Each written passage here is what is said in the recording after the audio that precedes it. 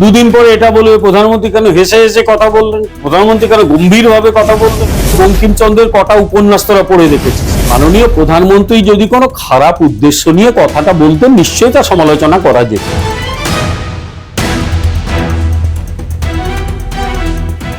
Sir, আপনাকে মাধ্যমে স্বাগত। নমস্কার। স্যার, দাদা শব্দ তো বাঙালির ঘরোয়া আন্তরিক সম্বোধন। একজন প্রধানমন্ত্রী যদি শ্রদ্ধার জায়গা থেকে বঙ্কিমদা বলেন, তাতে সাংস্কৃতিক আপত্তির জায়গা কোথায় বলে আপনি মনে করেন? একটা কথা বলি, সেটা হচ্ছে যখন সমালোচনার জায়গা পাওয়া যাচ্ছে না, তখন নানা ইস্যু তুলে সমালোচনা হতে পারে। দুদিন পরে এটা বলবে প্রধানমন্ত্রী কেন হেসে হেসে কথা বললেন, প্রধানমন্ত্রী কেন গম্ভীরভাবে কথা বললেন, প্রধানমন্ত্রী হাতে চশমা ছিল না চোখে চশমাটা ছিল, সেগুলো নিয়েও আলোচনা হতে পারে। সুতরাং এই বঙ্কিমচন্দ্রকে বঙ্কিমদা বলা নিয়ে যেরকম কুৎসিত আলোচনা পশ্চিমবঙ্গে চলছে, বিশেষত এক শ্রেণীর বামপন্থী অশিক্ষিত মানে ছোট লোকের মতো সমালোচনা করছে এই বামপন্থীগুলো, তার সঙ্গে সুর মিলিয়েছে পশ্চিমবঙ্গের এই শাসক দল। সেখান থেকে আমার ইচ্ছে করছে মাঝে মাঝে সেগুলোকে ধরে বসিয়ে জিজ্ঞেস করি যে বঙ্কিমচন্দ্রের কটা উপন্যাস তোরা পড়ে দেখেছিস, তোরা জানিস বঙ্কিমচন্দ্রের ইয়েটা কি, মানে দৃষ্টিভঙ্গিটা কি ছিল। বঙ্কিমচন্দ্রের কথা শুনলে উল্টো দিকে তো দৌড় মারবি তোরা। ফলে নিজেরা বিন্দু মাত্র না বুঝে না শুনে যেভাবে বঙ্কিমচন্দ্রের ঐতিহ্য রক্ষায় তেনারা ঝাঁপিয়ে পড়েছেন, দেখে মনে হচ্ছে যেন বঙ্কিমচন্দ্র এদের উপরেই ভার দিয়ে গিয়েছিলেন। অথচ বঙ্কিমচন্দ্রের ঐতিহ্য রক্ষায় ওই বামপন্থীগুলো কি করেছিল?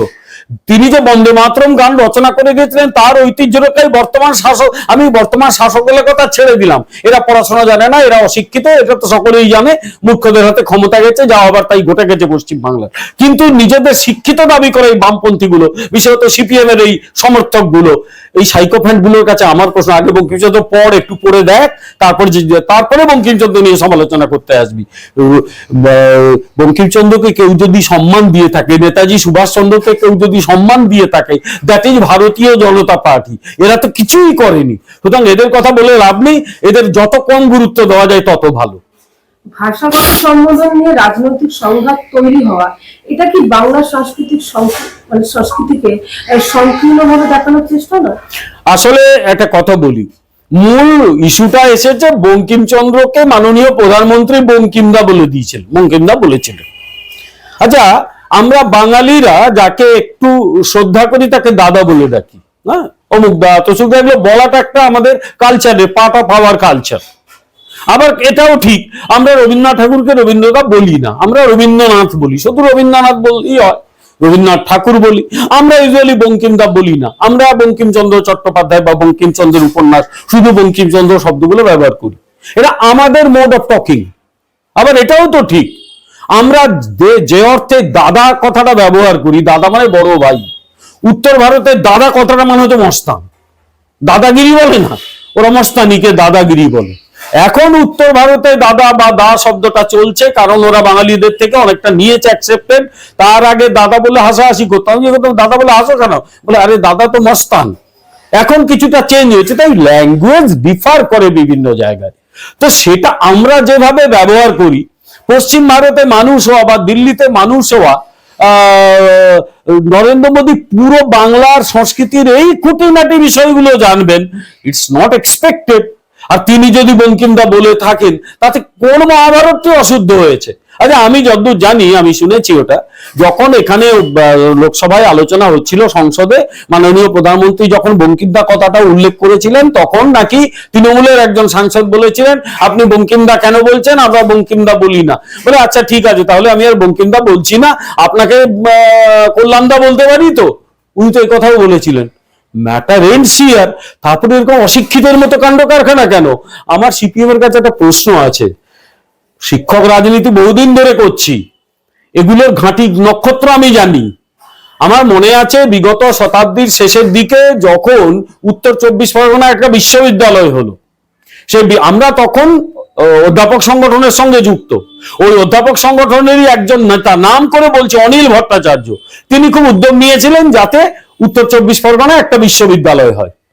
বারাসতের কাছে, যদিও জায়গাটা একবারে ভালো নয়, বারাসত শহর থেকে অনেকটা দূর একটা জায়গা নিয়ে করেছে, ঠিক আছে, একটা ইউনিভার্সিটি করেছে। আমরা নিজেরা প্রস্তাব দিয়েছিলাম যে উত্তর 24 পরগনার একজন, মানে কি বলবো, গোটা ভারতবর্ষ যাকে এক ডাকে চেনে, তার নাম বঙ্কিমচন্দ্র চট্টোপাধ্যায়। আপনারা বিশ্ববিদ্যালয়ের নামটা রাখুন ঋষি বঙ্কিম বিশ্ববিদ্যালয়। আমাদের কথা শোনা হয়নি, ওয়েস্ট বেঙ্গল স্টেট ইউনিভার্সিটি নাম রাখা হলো। আরে সব ইউনিভার্সিটিও তো স্টেট ইউনিভার্সিটি। ক্যালকাটা ইউনিভার্সিটি একটা স্টেট ইউনিভার্সিটি, ওটা তো সেন্ট্রাল ইউনিভার্সিটি নয়। যাদবপুর ইউনিভার্সিটি এটা স্টেট ইউনিভার্সিটি, বিদ্যাসাগর ইউনিভার্সিটি এটা স্টেট ইউনিভার্সিটি। এটা ওয়েস্ট বেঙ্গল স্টেট ইউনিভার্সিটি রাখার কি ছিল? আসলে আমাদের দাবি ছিল বঙ্কিমচন্দ্র চট্টোপাধ্যায় বিশ্ববিদ্যালয় নাম রাখতে হবে, ঋষি বঙ্কিম ইউনিভার্সিটি। কথাটা শোনা হয়নি, কারণ কি? বঙ্কিমচন্দ্র হিন্দুত্বের কথা বলেছিলেন। বঙ্কিমচন্দ্রের আনন্দমঠ পড়েছে, এরা ভালো করে লাইন বাই লাইন পড়ুক। বঙ্কিমচন্দ্রের সীতারাম পড়েছে, এরা লাইন বাই লাইন পড়ুক। বঙ্কিমচন্দ্র কিভাবে হিন্দুত্বের ভাবনাটাকে গ্রহণ করেছিলেন, কেন করেছিলেন, এই মূর্খের দল বোঝে? একজনকে দেখলাম, সেটা একটা থার্ড গ্রেড সিনেমা তৈরি করে, ও ভারতের প্রধানমন্ত্রীকে কি অশালীন শব্দ ব্যবহার করেছে। আমি সবাইকে বলবো ওটার নামে এফআইআর করতে। ও মূর্খ শব্দটা ব্যবহার করেছে, আমার ইচ্ছা আছে ওর নামে এফআইআর করার, বাকি সবাইকে বলবো এফআইআর করতে। এমন সিনেমা করে, ওই সিনেমা দেখে আমার থুতু বলতে ইচ্ছে করে। সেই বেটা অশিক্ষিত মূর্খ, সে আবার ভারতের প্রধানমন্ত্রীকে বলে মূর্খ, নিজে একটা মূর্খ গবেট। আরে মূল কথাটা কি? বঙ্কিমচন্দ্র কেন মানে আনন্দমঠের মূল ভাবনাটা তৈরি করেছিলেন? সীতারামে কি ছিল তার মূল বক্তব্য? ছিল তিনি কেন তখন ইসলামিক শাসন বা ইসলামিক সংস্কৃতির পুরোপুরি অবসান চাইছিলেন, কেন বরং ব্রিটিশকে সমর্থন করেছিলেন? কারণ ঋষি বঙ্কিমচন্দ্র জন্মেছিলেন কবে? 1838 সালে। 1838 সালে যখন ঋষি বঙ্কিমচন্দ্র জন্মেছেন, তখন পশ্চিম গোটায় বাংলায়, বিশেষত এই পশ্চিম ভাগে, তখন নবজাগরণের একটা জোয়ার উঠেছে, আস্তে আস্তে উঠছে বা উঠে গেছে। যেখানে শেষ করেছিলেন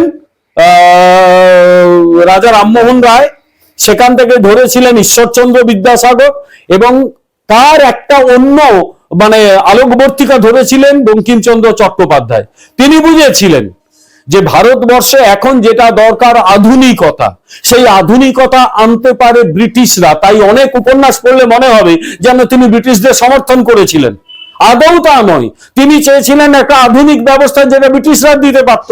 তিনি পুরনো সিস্টেমটাকে বাদ দিতে চাইছিলেন। ইসলামিক শাসনের যে ঐতিহ্যগুলো রয়েছিল আমাদের মধ্যে, মানে ঐতিহ্যগুলো কোনোটাই খুব ভালো ঐতিহ্য ছিল না। দু একটা বাড়ি টাড়ি বানিয়েছিল ইসলামিক স্থাপত্যে, ঠিক আছে, আর কোনো ঐতিহ্য বাংলা সংস্কৃতিতে বা ভারতের সংস্কৃতিতে ইসলামিক শাসন থেকে পাওয়া যায়নি। বঙ্কিমচন্দ্র চাইছিলেন ওটা বিদায় হোক আস্তে আস্তে, বাদ যাক ওই ঐতিহ্য, ওই ভাবনা, ওই সংস্কৃতি, বরং ব্রিটিশদের আধুনিকতা আমরা গ্রহণ করি, যাতে অতি উন্নত সভ্যতা একদিন হতে পারবো। আমাদের ইতিহাস চর্চা নিয়ে বঙ্কিমচন্দ্রের ভাবনা, তার কমলাকান্তের দপ্তর পড়লে ছত্রে ছত্রে বোঝা যায় কিভাবে তিনি আমাদের এই যে ভাবনা চিন্তাকে কষাঘাত করেছেন। বলছেন উঠেও, জেগে ওঠো, এই পুরনো ভাবনায় পড়ে থেকো না। বাংলার কৃষকদের কথা বঙ্কিমচন্দ্র ভেবেছেন। এই গর্তগুলো কিছু বোঝে বামপন্থী গাধার দল। আমি আবার বলছি, খুব মানে একদম দায়িত্ব নিয়ে কথাটা বলছি, এই বামপন্থী গাধার দল কিছু বোঝে? তারা তো বোঝে যে তাদের ওই মার্কস যা বলে গেছে সেটাই ঠিক। আরে মার্কসও তো বলে গেছিলেন যে ব্রিটিশ রুল ভারতবর্ষে, আমি আর্টিকেলটা পড়তে বলবো ওই অশিক্ষিতদের, the future results of British rule in India, সেখানে তিনি এটাও বলেছিলেন, ব্রিটিশরা, মার্কস নিজে বলেছেন, ব্রিটিশরা ভারতবর্ষে কিছুটা হলেও আধুনিকতা আনছে। ব্রিটিশ রুলের কথা বলেছিলেন কার্ল মার্কস, সেগুলো একটু পড়ুক, এসব অশিক্ষিত কথা না বলে। ফলে বঙ্কিমচন্দ্রকে বুঝতে গেলে বঙ্কিমচন্দ্র পড়তে হবে। সবচেয়ে বড় কথা, বঙ্কিমচন্দ্রের বন্দে মাতরম একসময় সেই শব্দ বুকে নিয়ে, মাথায় নিয়ে, মুখে নিয়ে, গলায় নিয়ে, হৃদয়ে নিয়ে মানুষ হাসতে হাসতে ফাঁসির দড়ি গলায় পড়েছে। কিছু বোঝে এই মূর্খের দল, এই বামপন্থী মূর্খের দল বা এই শাসক দল পশ্চিমবঙ্গের এখন যারা শাসন করছে? গলাবাজি না করে পড়াশোনাটা করুক, যদি না পারে আসুক, আমি একটু পড়িয়ে দেবো। বঙ্কিমচন্দ্র তো নিজেই বারবার বাবু সমাজের সমালোচনা করেছেন, তাহলে বঙ্কিমবাবু আপত্তি, কিন্তু বঙ্কিমবাবু বলা হলে সেটিকে সঠিক ধরা, এই দৃষ্টিভঙ্গি আপনি কিভাবে ব্যাখ্যা? আমি একটা কথা বলি, সেটা হচ্ছে মাননীয় প্রধানমন্ত্রী যদি কোনো খারাপ উদ্দেশ্য নিয়ে কথাটা বলতেন, নিশ্চয়ই তা সমালোচনা করা যেত। উনি তার বক্তব্য মূল কথা, দেখো বন্দে মাতরমের 150 বছর পূর্তি হলো। প্রথম এটা প্রকাশিত যখন হয়েছিল তার 150 বছর পেরোলো। এইটা কেন্দ্রীয় সরকার অত্যন্ত গুরুত্ব সহকারে এটা পালন করছে। বন্দে মাতরম সেই গান ভারতীয় জনতা পার্টি যে কোনো মিটিং যখন করে বন্দে মাতরম দিয়ে শুরু করে, আর মিটিংটা যখন শেষ হয় জনগণ মন দিয়ে শেষ হয়। দেখিয়ে দাও তো এই বামপন্থীদের একটা মিটিং বন্দে মাতরম দিয়ে ওরা শুরু করে কিনা। আমার মনে আছে 90-এর দশকে বা তার পরবর্তীকালে সংসদে বন্দে মাতরম গাওয়া নিয়ে বিতর্ক হয়েছিল। জ্যোতি বসু নিজে বলেছিলেন যে মুসলিমরা যদি পছন্দ না করে বন্দে মাতরম গাওয়ার দরকার নেই। কিন্তু আমি জানি অজস্র মুসলিম বন্দে মাতরম বলতে কোনো আপত্তি করে না, তারা জাতীয়তাবাদী মুসলিম। এরা কি বলছে? বন্দে মাতরম বঙ্কিমচন্দ্রের সমালোচনা করা হয়েছে। আর মূল কথা, বঙ্কিমচন্দ্র শুধুমাত্র একজন লেখক ছিলেন, একজন উপন্যাস 14টা লিখেছেন তার নয়। বঙ্কিমচন্দ্র একজন দার্শনিক, বঙ্কিমচন্দ্র একজন ইতিহাসবিদও ছিলেন। তার ইতিহাস চর্চা নিয়ে যে লেখা মূল, যে বাঙালির ইতিহাস নাই, দুঃখ করে বলেছেন আমাদের ইতিহাস লিখতে হবে, নিজেদের জানতে হবে। বঙ্কিমচন্দ্র এটাও বলেছেন, বঙ্গীয় বাংলা কৃষকদের দুরবস্থা নিয়ে চর্চা করেছেন, যে কৃষকদের এই হাল কেন হয়েছে। এখান থেকে আমরা পাই একজন সমাজ সচেতন বঙ্কিমচন্দ্রকে। আর তার যদি কমলাকান্তের দপ্তর, সেখানে স্যাটায়ার ধর্মী রচনাতে তীব্র কষাঘাত করেছেন। যারা সমাজের কথা ভাবে না, যারা মানে সংস্কৃতিকে উন্নত করার কথা ভাবে না, যারা ওই পুরনো ধ্যানধারা নিয়ে পড়ে থাকে, তীব্র কষাঘাত করেছেন বঙ্কিমচন্দ্র। অল্প বয়সে মারা গিয়েছিলেন, তা নইলে আরো 20-25 বছর যদি বাঁচতেন, বাংলার সমাজকে আরো অনেক কিছু দিতে পারতেন বঙ্কিমচন্দ্র। অথচ আমি বলিনি, সেই বঙ্কিমচন্দ্র তার বন্দে মাতরমকে কোনোদিন এই বামপন্থীরা, বিশেষত সিপিএম গায় না তাদের অনুষ্ঠানে, কোনো অনুষ্ঠানে। এমনকি সংসদে যখন মানে বন্দে মাতরম গাওয়া হবে কি হবে না, তারা বিপক্ষে কথা বলে। আজকে বঙ্কিমচন্দ্রকে বঙ্কিমদা বলার জন্যই হঠাৎ ওদের এত প্রাণে লেগেছে কেন? আমি তো বলছি, যারা প্রধানমন্ত্রীকে এই ধরনের শব্দ ব্যবহার করে, ওরা অশিক্ষিত, মূর্খ এবং তারা ক্রিমিনাল মাইন্ডসেটের লোক। তাদের প্রত্যেকের বিরুদ্ধে বিভিন্ন থানায় ডায়েরি করতে বলবো আমি ভারতীয় জনতা পার্টি কর্মীদের। সবকটার বিরুদ্ধে ডায়েরি করুন, অনেক বাড়াবাড়ি হয়েছে এদের। এবার এদের সবক শেখানোর সময় এসে গেছে। বঙ্কিমচন্দ্রকে আধুনিক ভারতের জাতীয়তাবাদের অন্যতম স্থপতি বলা হয়। তার নাম জড়িয়ে তুচ্ছ সম্বোধন, বিতর্ক কতটা যুক্তিযুক্ত বলে মনে করেন? আসলে সিপিএম একটা কথা ভাবছে, ওই যে বলে না ছাগলের তৃতীয় সন্তান। ছাগলের দুধ খাওয়ার জায়গায় দুটো বাচ্চা দুধ খায়, 3 নম্বরটা কি করে, একবার গুঁতো মারে, তাকে একবার গুঁতো মারে। এই জন্যই বলা হয় ছাগলের তৃতীয় সন্তান। বিষয়ত বামপন্থীগুলো, বিষয়ত সিপিএম, ওরা হচ্ছে ছাগলের তৃতীয় সন্তান। তুমি দেখলে না গড়ের মাঠে বিক্রি করা নিয়ে একটা বিতর্ক হয়েছিল।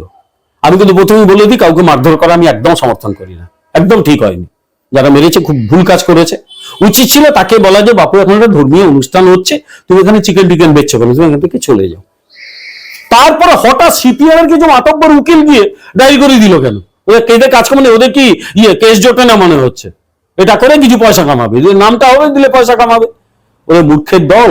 আচ্ছা, যখন মুসলিমদের নামাজ পাঠ হয়, সেখানে যদি এমন কিছু বিক্রি হয় যেটা মুসলিমরা সহ্য করে না, পছন্দ করে না, মুসলিমরা ছাড়বে? করা উচিত না, আমিও মনে করি। মুসলিমদের ধর্মবিশ্বাসে আমরা কেন আঘাত করব? উচিত না, একদম উচিত না।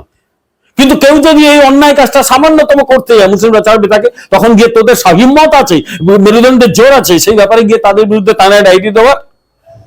আমি আবার বলছি, সেদিন যারা ওই প্যাটিস বিক্রেতাকে মারধর করেছে, ভুল করেছে, ঠিক হয়নি, মারধর করাটা একদম অন্যায়। কিন্তু এই লোকগুলো, এই সিপিএম এর তথাকথিত কিছু থার্ড গ্রেড উকিল, যারা জামিন করে বলবে পেট চলে ওদের, তাদের ক্ষমতা আছে ওখানে গিয়ে কথা বলা, মুসলিমদের ওখানে কথা বলা।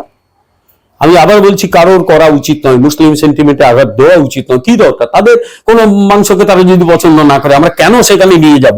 ঠিক সেই রকম হিন্দুরাও তো এরা ধর্মীয় অনুষ্ঠানে চিকেন মাটন কিছুই পছন্দ করে না। নিরামিষ খাওয়াটা হচ্ছে ধর্মীয় অনুষ্ঠানের অঙ্গ আমাদের এখানে। কেবলমাত্র কালী পুজোতে মাংসের প্রয়োজন হয়, অন্য অধিকাংশ পুজোতে মানে মাছ মাংস লাগে না। কিন্তু আবার এটাও ঠিক, বেশ কিছু পুজো আছে যেখানে মাছ মাংস লাগে। আমার বাড়িতে মেদিনীপুরে বহু পুরনো একটা দুর্গা পুজো, সরস্বতী পুজো হয়। সরস্বতী পুজোর সঙ্গে ভগবতী পুজো হয়। ভগবতী পুজোয় ভগবতীকে মাছ দেওয়ার নিয়ম আছে আমার বাড়িতে, আমি জানি ভগবতীকে মাছ দেওয়া হয়। কোথাও হয়, কোথাও হয় না। কিন্তু নর্মালি যেটা হয়, এই ধরনের অনুষ্ঠানে মাছ বা মাংস নিষিদ্ধ, নিরামিষ খাওয়া হয়। সাত্ত্বিক থাকা বলে মাছ মাংসটা ইউজুয়ালি অ্যাভয়েড করে। সেইখানে কেউ যদি প্যাটিস বিক্রি করতে নিয়ে গিয়ে থাকে, অন্যায় করেছে। আবার তাকে যারা মারধর করেছে তারাও ঠিক করেনি, উচিত হয়নি মারধর করা। কিন্তু সিপিএম কে মাতব্বরি করতে কে বলেছে? গায়ে মানে না আপনি মরো, আর পুলিশে ঝাঁপিয়ে পড়েছে। ভালো কথা, কিন্তু প্রশ্ন হচ্ছে এই একই ইকুয়াল ট্রিটমেন্ট সব ক্ষেত্রে হবে তো? হবে না, আমি জানি হবে না। এরা ভোটের জন্য করছে। আর সিপিএম এখন অবস্থায় বললাম ছাগলের তৃতীয় সন্তান, গায়ে মানে না আপনি মরো। স্যার, বাংলা সম্বোধনে দাদা কি বাংলা সংস্কৃতির শ্রেয়বাচক পরিচয়, নাকি রাজনৈতিক দলগুলি এটিকে আঞ্চলিক আবেগ উস্কে দেওয়ার হাতিয়ার হিসেবে ব্যবহার করে? এটা অ্যাবসলিউটলি আবেগ উস্কে দেওয়ার একটা ব্যর্থ প্রচেষ্টা। জীবনে কেউ এটা লোকে হেসে উড়িয়ে দিচ্ছে, মানে মানে মূর্খের দল কি সব বলছে। প্রধানমন্ত্রী এটা বলেছেন তো কি হয়েছে, তারপর তো রেকটিফাই করে নিয়েছে যে একটা কথার ভিত্তিতে কি আছে। দেখো, বাঙালিদের মধ্যে দাদা শব্দটা আমরা আবার বলি, আমি তোমাকে একটু আগেই বলেছিলাম যে দাদা শব্দটা আমরা যেভাবে ব্যবহার করি উত্তর ভারতে সেভাবে ব্যবহার করে না। আমরা দাদা শব্দটাকে বড় ভাইকে দাদা বলি, উত্তর ভারতে কেউই বড় ভাইকে দাদা বলে না, ওরা বড় ভাইয়া বলে। তাহলে দাদা মানে কি, দাদা মানে ওরা বলে একটু একটু দাদাগিরি যারা করে, মস্তান টাইপের লোক, একটু প্রভাবশালী লোক, তাকে দাদা বলে, যে নিজের এলাকায় প্রভাব বিস্তার করে। ওই জন্য দাদাগিরি শব্দটা বেসিক্যালি একটা হিন্দি শব্দ, সেখানে এসে আমরা সেই শব্দটাকে গ্রহণ করেছি যে কোথাও একটা দাদাগিরি করছে। ফলে শব্দের তো বিভিন্ন রকম মানে হয়, বিভিন্ন জায়গায় বিভিন্ন মানে হয়। আমি একটা উদাহরণ দিচ্ছি তোমাকে। আচ্ছা, পূর্ববঙ্গের মানুষজন বিয়ে শব্দটাকে বিয়া বলে, বিয়া করছে মানে বিয়ে করেছে। মেদিনীপুরের দক্ষিণে ওই শব্দটা গিয়ে বলো, লোকে পিটতে আসবে, কারণ ওটা একটা অত্যন্ত নোংরা স্ল্যাং। অথচ বাঙালরা শুনলে হাসবে, বলে বিয়েকে বিয়া তো আমরা বলি, তো বিয়া হয় নাই। বিভিন্ন জায়গায় বিভিন্ন রকম শব্দের ব্যবহার আছে। এইগুলোকে নিয়ে যারা রাজনীতি করে, ওই অশিক্ষিত গুলো নিজের মূর্খত্ব জাহির করে। আবার আমি বলছি, এরা মূর্খ, এরা কিচ্ছু বোঝে না। এই মূর্খের দল নিজেদের মূর্খত্ব জাহির করে, সব জায়গায় ব্যর্থ হয়েছে। কেউ 4% ভোট পায়, কেউ 5% ভোট পায়, কেউ নিজেকে সিনেমা চলচ্চিত্র পরিচালক দাবি করে, তার সিনেমা কোনো ভদ্রলোক দেখে বলে আমার তো মনে হয় না। তারা এখন এইসব করে নাম করার চেষ্টা করে, আর কি বলবো। স্যার, বঙ্কিমচন্দ্র বন্দে মাতরমের 150তম বর্ষ, এটি বাংলা সাহিত্য জাতীয় ইতিহাসের বড় ঘটনা। এই প্রসঙ্গে সাহিত্য চিন্তা নয় বিতর্কই বেশি প্রধান হয়ে ওঠা। একজন অধ্যাপক হিসেবে আপনি কি এটাকে চিন্তার কারণ হিসেবে দেখেন? দেখো, বন্দে মাতরম নিয়ে কেউ যদি সেমিনারের আয়োজন করে, সে নিয়ে সেটা অত্যন্ত হেলদি ব্যাপার। বন্দে মাতরম কিভাবে বন্দে মাতরম জাতীয় মন্ত্র হয়ে উঠলো, এটা নিয়ে হেলদি টক হোক। এমনকি আমরা যে বন্দে মাতরম প্রথম দুটো স্ট্যান্জা ব্যবহার করি, তারগুলো ব্যবহার করি না, সে নিয়েও বিতর্ক আছে।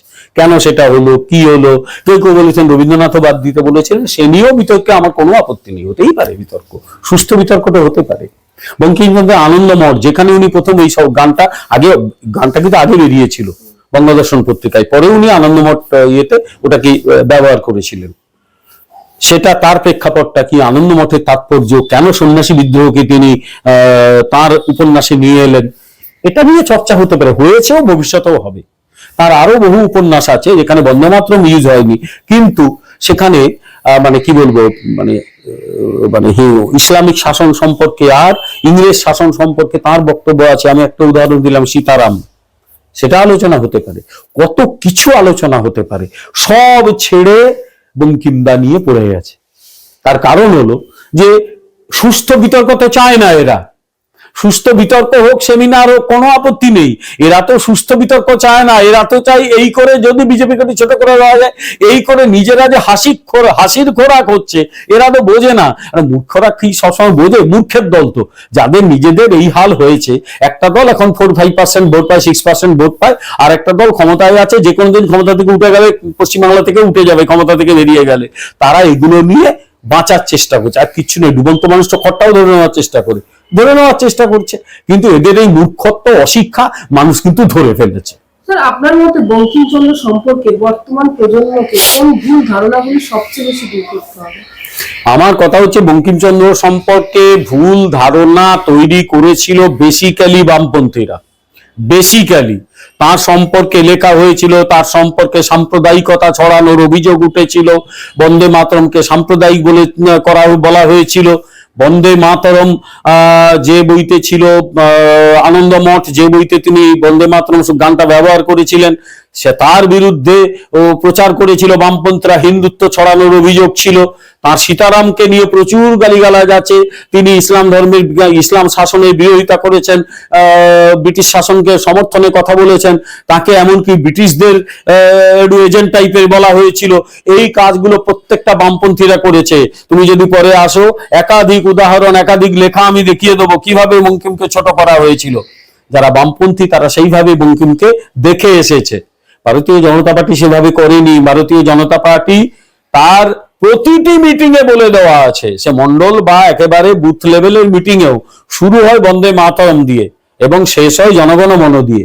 আমাদের হৃদয়ে বন্দে মাতরম আছে এবং এই কারণেই যখন স্বাধীনতার 150 বছর হলো, মানে বন্দে মাতরমের 150 বছর হলো, তখন কিন্তু আমরা সেটা নিয়ে বছর ব্যাপী আলোচনা, বছর ব্যাপী চর্চার আয়োজন করেছি, করছি, চলছে। তার কারণ আমরা চাই এই প্রজন্ম বন্দে মাতরমকে জানুক, এই প্রজন্ম বঙ্কিমকে জানুক, এই প্রজন্ম বঙ্কিমের দর্শন পড়াশোনা করুক। সেটা বামপন্থী মতাদর্শ দিয়ে জানলে ভুল জানবে, যে কারণেই আমরা কিন্তু বঙ্কিমচন্দ্র এবং তার বন্দে মাতরমকে দিয়ে এগিয়ে যাব। আর এই যা হয় এই বামপন্থীগুলো বা এই পশ্চিমবঙ্গের শাসক দল, অশিক্ষিতরা কি করে, না পারলে চেঁচামেচি করে, তাই এগুলো অশিক্ষিতের চেঁচামেচি বলেই আমরা ধরে নিচ্ছি। अरुणाचल सरकार का संकल्प 5 प्रतिज्ञा: शिक्षा से सशक्त भविष्य, कृषि से समृद्धि का, प्रकृति का साथ विकास, हर घर तक ग्रीन एनर्जी, पर्यटन से नई पहचान। इन प्रतिज्ञाओं के माध्यम से हम बनाएंगे ऐसा अरुणाचल सुंदर, स्वच्छ, सुरक्षित, शिक्षित, स्वस्थ और समृद्ध। हमारा वादा विकास भी, विरासत भी।